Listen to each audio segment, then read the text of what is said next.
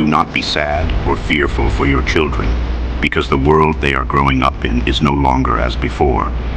God created and called them for the right and precise moment of their time. Their lives were not a coincidence.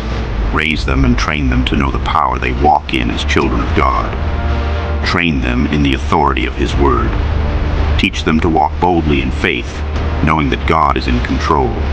Give them the power to know that they can change the world. Do not teach them to be afraid and discouraged by the world, but full of hope that they can do something. Every young hero has been placed in the era they were in by God's sovereign plan.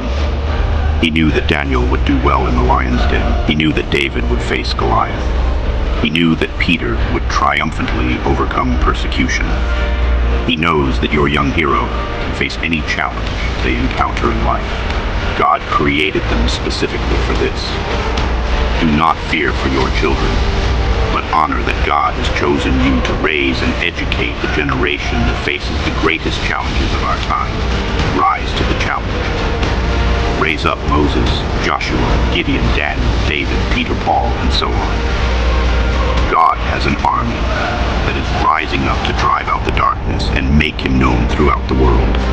Do not let your fears steal the greatness that God has placed in your young heroes. They were born for such a time as this.